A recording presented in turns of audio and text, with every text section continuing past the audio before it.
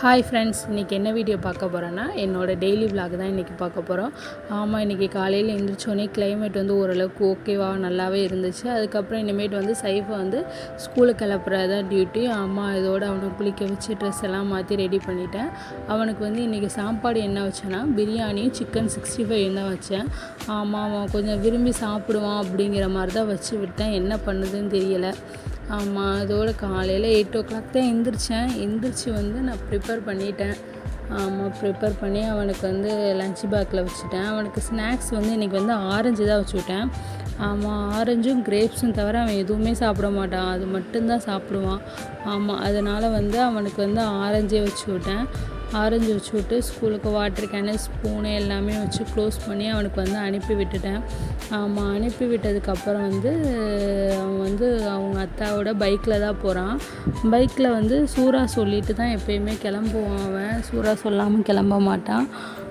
கண்திருஷ்டி சூறாவும் பாதுகாப்பு சூறாவும் வந்து அவன் சொல்லிட்டு தான் வந்து ஸ்கூலுக்கு வந்து கிளம்புவான். பாய் சொல்லிவிட்டு கிளம்புறான் பாருங்கள். அதுக்கப்புறம் வந்து நான் வந்து லஞ்சுக்கு ப்ரிப்பேர் பண்ணி எல்லாமே வந்து முடித்ததுக்கப்புறம் வந்து என் பையனுக்கு வந்து கையில் நெயில் கட் பண்ணுறதுக்கு வந்து ரொம்பவும் சிரமமாக இருந்த மாதிரி இருந்துச்சு. நெயிலில் அந்த குட்டி நெகவெட்டியில் கட் பண்ணும்போது சில நேரம் ரத்தம் வந்துடுது. அந்த மாதிரிலாம் இருக்கிறனால இந்த இதை ஆர்டர் பண்ணியிருந்தேன், நெயில் கட் பண்ணுறது. இது வந்து ரொம்பவும் யூஸ்ஃபுல்லாக இருக்குது. எனக்கு என் சின்ன பையனுக்கு கட் பண்ணும்போதெல்லாம் ரொம்ப யூஸ்ஃபுல்லாக இருக்குது.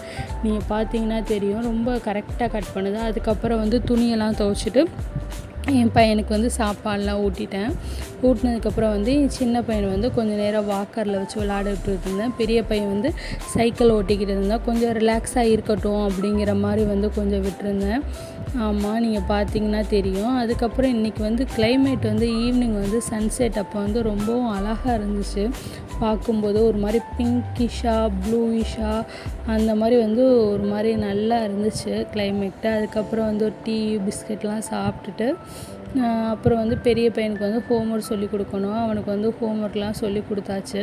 ஹோம்ஒர்க்லாம் சொல்லி கொடுத்ததுக்கப்புறம் பார்த்திங்கன்னா ஒரு ஈவினிங் ஒரு நைட் அப்போ வந்து சரி படம் போட்டு பார்க்கலாம் கேட்டுக்கிட்டே இருந்தான் சைஃபு. அதனால் வந்து சரி படம் பார்க்கலாம் அப்படிங்கிற மாதிரி இந்த சீடிங் அப்படிங்கிற மாதிரி ஒரு ஹாலிவுட் படம் தான் பார்த்துருந்தோம்.